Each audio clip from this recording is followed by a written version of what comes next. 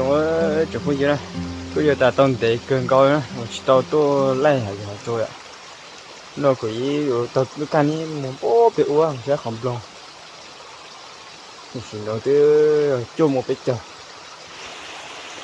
cái tao nó hại một bị uống màu chơi giờ màu này ó số một kỳ mà một chục bố sao không được ขึ้นไปประมาณ2ชั่วโมงพุ่นน่ะค่อยน่ะสิฮอดน่ะทำหอนเด้อเอาสิขึ้นไปเบิ่งทำหอนอยู่ถึงพุ่น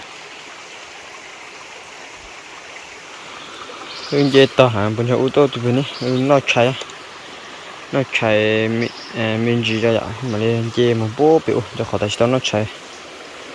ปั้นมันข้าวเช้ากันเด้อเพราะยังบ่ได้กินข้าวเช้าน่ะกินข้าวเช้าก่อนนะค่อยขึ้นไป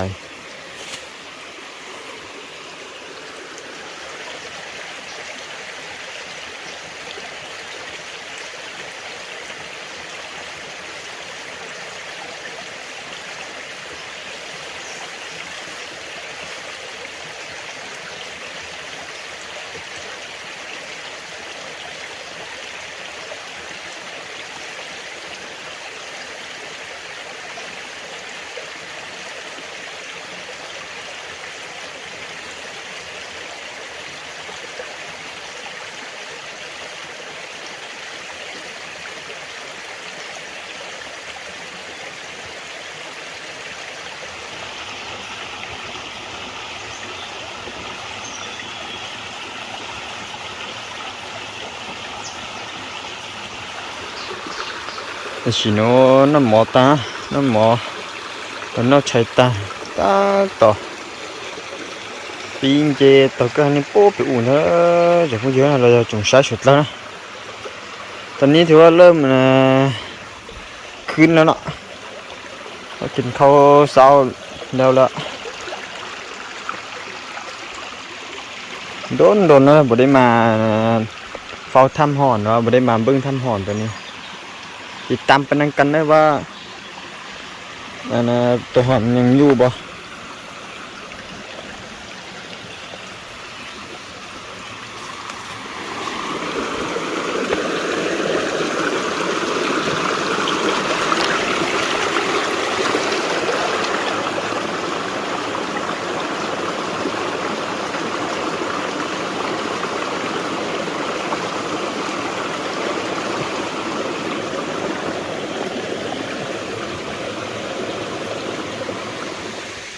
chỉ nó như tôi tụt bố sao nhỉ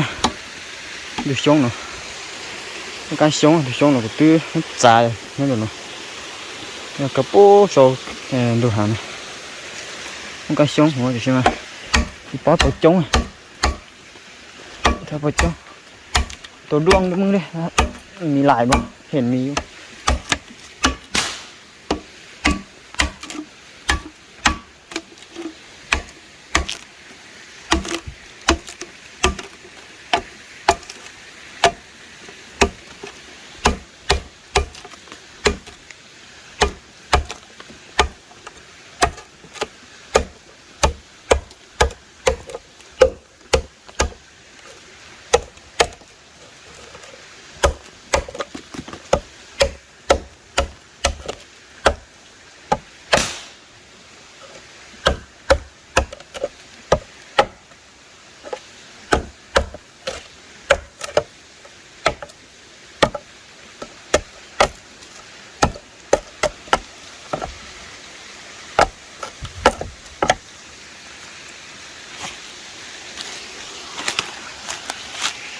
все.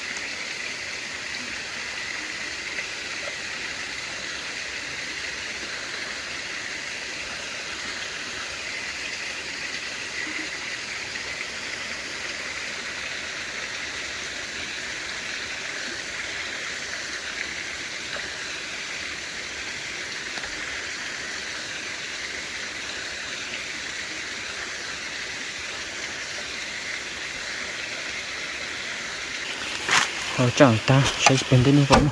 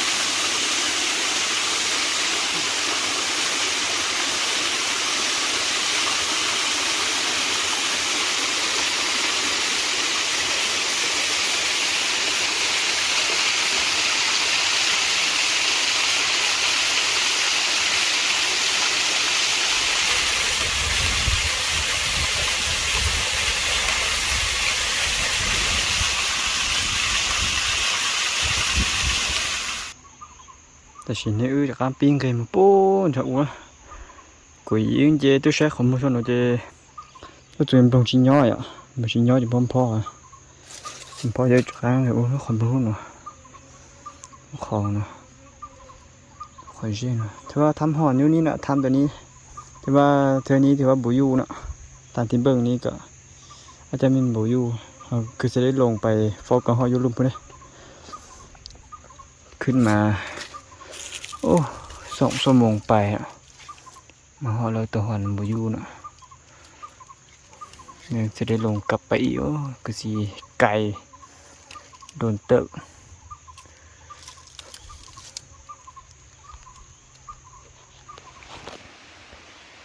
แต่สิnó luônอยู่นั่นอยู่ในตัวช่องเนาะ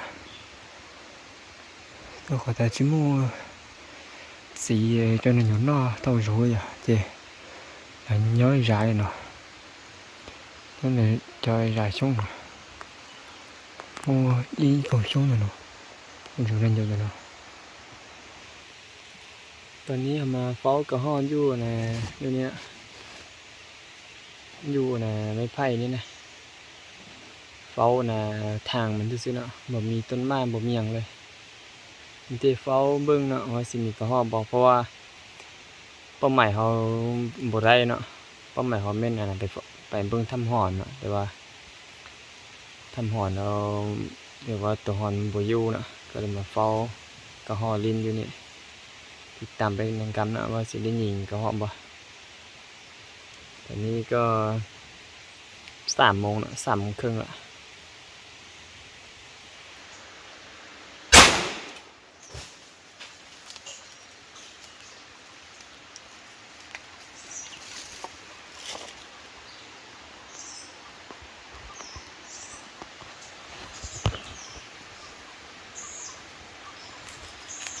เดี๋ยวตื่น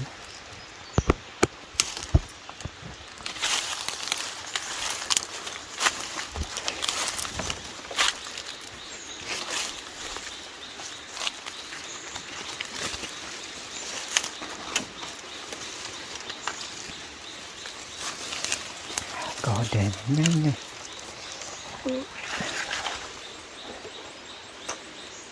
เดี๋ยวตื่น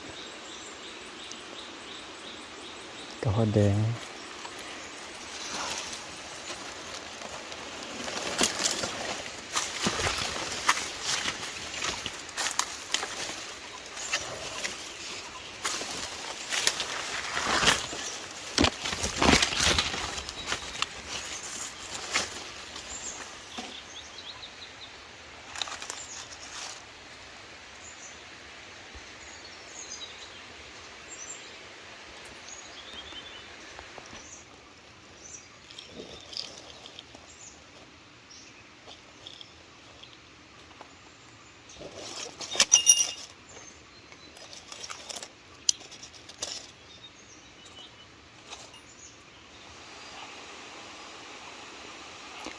ตอนนี้ก็คันมาเด้อเพิ่นทุกคนนะ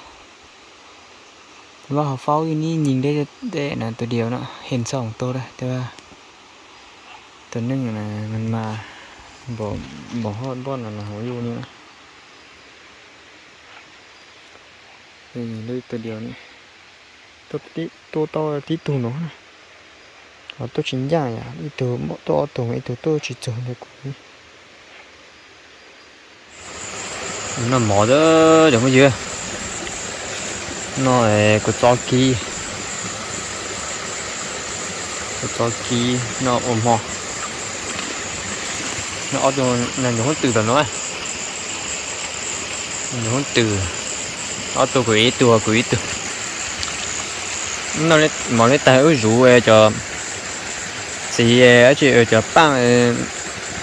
có sự làm rồi nữa tại chỉ gì mong tới một lấy cá một bự bố nhở nó mò được chứ nó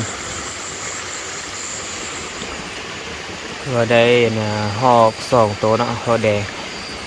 ตอนนี้ก็7:30แล้วตอนนี้ผมหมอต้องดูตัว7:30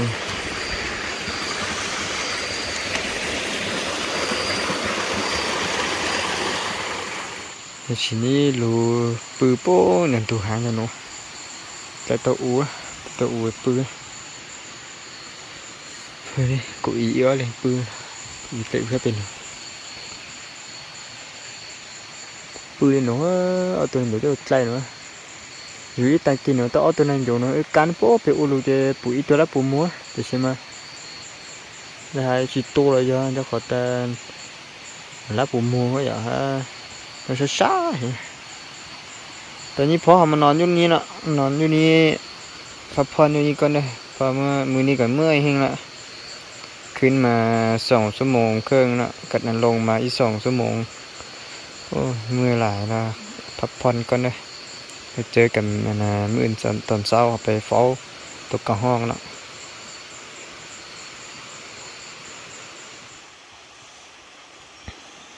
ตอนเช้านี้เฮามาเฝ้ากะห้องเนาะ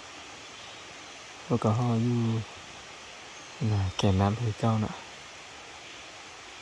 บ่มีเป้าหมายหยังเลยได้นั่งเฝ้ากะห้องลินๆเด้อchỉ mỗi chuyện lo là chúng mình để mình chủ cho mình được thích thơ tốt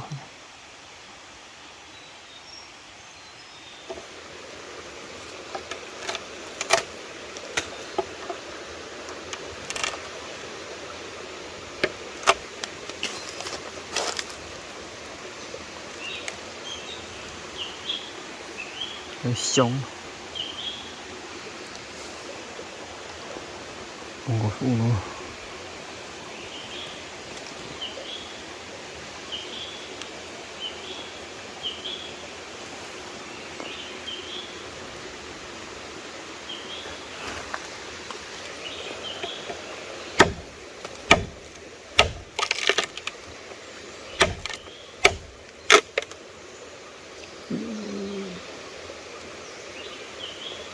không có ý tưởng gì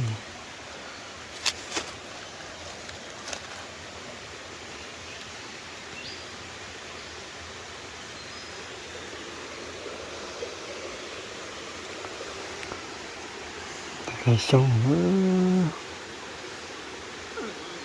ta gọi cha cái sông tung cửa như ta này cho bông sang người ta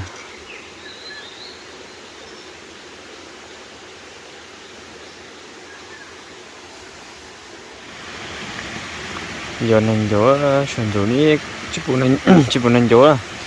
mà buổi trái xuống này cũng thôi lấy nhập kho cái xuống chứ buổi tối thì chỗ bông chuyện gió cho bông lấy chỉ bỏ ta tổ rồi ta dọn trái lại là hết của chỉ bù đấy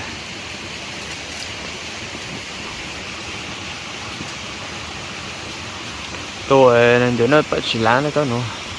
nó còn tôi hàng nữa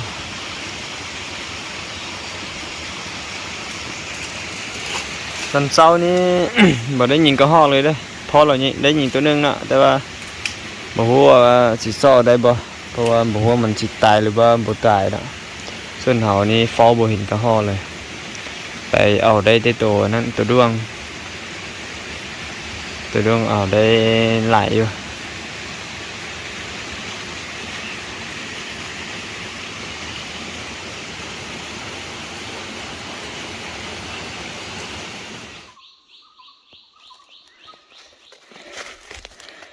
ที่2นี่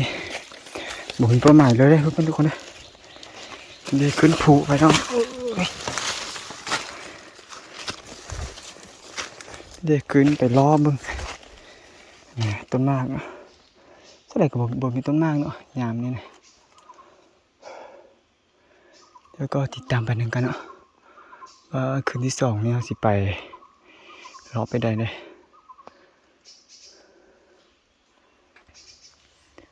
แต่สิเนาะยี่ตัวทุโปสูงเนาะยี่ตัวล่างมังเนาะมังไม่ไอ้ก่อนไหนไม่ไอ้มันเตาเลยตัวเงินกินบึงจะใช้อย่างน้องกูจะช้าเลยนะ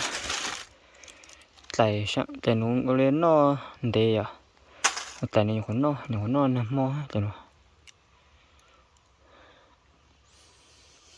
จะใช้กูน่าเช้ากูอ่ะกูน่าเตาเกลืออันที่บุญก็กินหลายอยู่เลยคนนี้แต่นี่ก็นุ่มมอแต่นี่นุ่มมอแต่นี้เยอะนะมอเจอใช้นี้นอมอติดนี่นะเดี๋ยวใช้จะพลอยหน่อย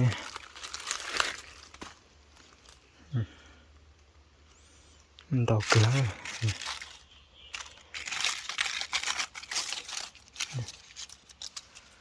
nó bơi luôn nữa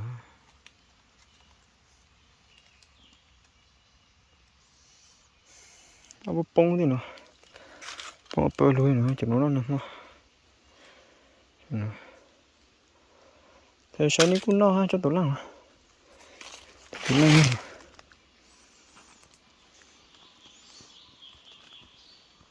tàuตัวนี้ใช่หน่อยชิมอนมันอยู่นอกแต่ไม่ใช่หน่อยน้ำนองก็ใช่ชิมอนมันอยู่นอกชิมอนจะมันอยู่นอกตามที่เบื้องนี่ผมมีกระห้อกินอ่ะเขาจะได้ไปหาต่อได้เอาไว้ตอนขั้นนะถ้าว่าผมมีบนฟ้อมบนอื่นนะเขาค่อยมาฟ้อมาเต่าตัวนี้ปลายตัวแรงที่หอยมาเล่นลูกจุจ้อไอ้ที่ตัวล่างหน่อยแต่ชิมอนเชยอยู่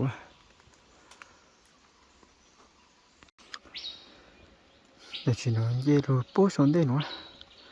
คอยไปตากว่านะสั่นจ้ะเนาะเอาทุกการตันเนาะเจแสงก็สิจะบ่เคยเนี่ยแต่ผมเยตัวสอนได้เนาะเจมันตะปูจะส่งจุกเกินก็โอ้ยก็จุกลูกตัวนี้เลยทางตะหอนนะมาทางนี้มาเกินตัวนี้เอาพันแบบนี้พัดลูกๆเนาะอีจุกอยู่ลูกช่วยหนูลูกช่วยหนูลูกช่วยหนูลูกไก่เก่าเนาะไก่เก่ารับลงขอรับลงอย่ากังทำมันจะหนู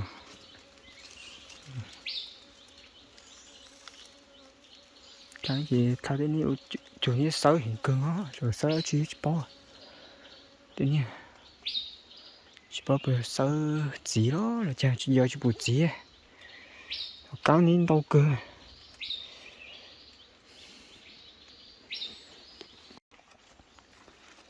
giờ cá nhưng mà hay tạt ta đó giờ bây giờ đâu tạt ta đâu có lô thuốc tí nữa cá chút nữa rồi cá nữa rồi cá gì chẳng chơi ta đâu có lô nữa còn những gì trong cá còn những tỏ cái chú chỉ một lô cá những trong rừng những rừng chỉ có bộ này khá cho xem nữa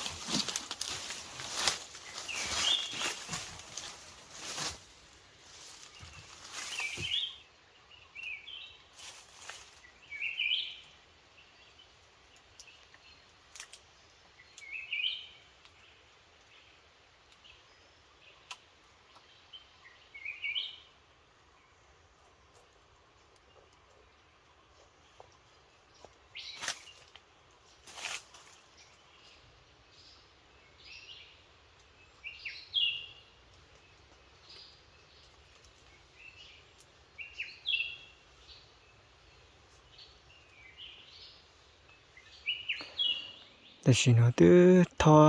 เอาเตาลุเลยนะเลยนั่นเด้อเนาะนี่บ่อยู่เนาะเฮ็ดได้น่ะแฮงเลยเอานั่งนี่อันน่ะความสูงนี่ประมาณ3 เมตรนะอยู่ชาบ้านเป๊ะแม็กนะกำลงน้อยนิดเนาะแต่โลกโลตินี่จะยอดตังถ้าโลห้องจุงเนาะโลจะเตะเนาะแต่สิเนาะตื้อเปล่ามงเตะมงlàm nhóm bố cho hải xuống mùi rượu lên dỗ ta dạ trong túc mấy lô rượu nữa họ lông bày pháo có ho cái này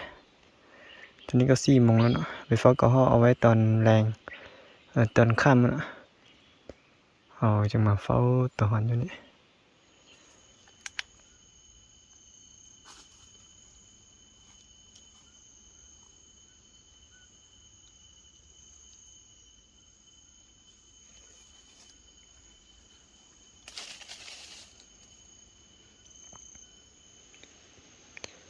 ตอนนี้ก็11 โมงเนาะ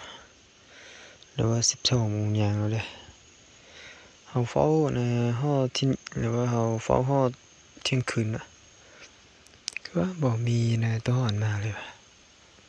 คือว่าทางก็เกี้ยงอยู่นะลมก็เฮงๆนะโจลูกหินะโจลูกเห็นนอเกินก่อนrồi cho có một cái tâm mà nó đi tới nó chỉ bùm rồi tôi đến chơi cái bạn một bự á chỉ rồi thực sẽ đi mặt bề non đấy mặt bề xâyต้นไม้ตัวนี้กัดนะห้างนี่นะนอนกันคือสิไม่ได้เฝ้าแล้ว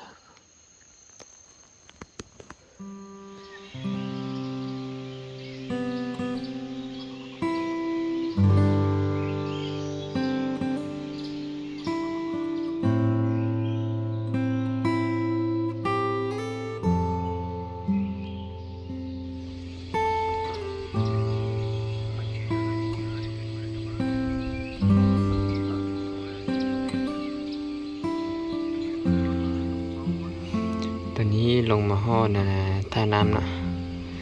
มานึ่งข้าวนะนึ่งข้าวแล้วต้นข้าวเนี่ยกินกันกินกันนะเอาไว้กินข้าวแรงนี่พอเราเฝ้ามาให้นะเรายิงได้ตึงหินตัวนึงหินน้อยนะกูอยู่เลยกูอยู่ย้อนขัวตัวไอ้ตัวมั่งนั่งเข้าไงย้อนขัวโป้สูงเราหายนะอยู่เท่าอยู่แคมน้ำนี่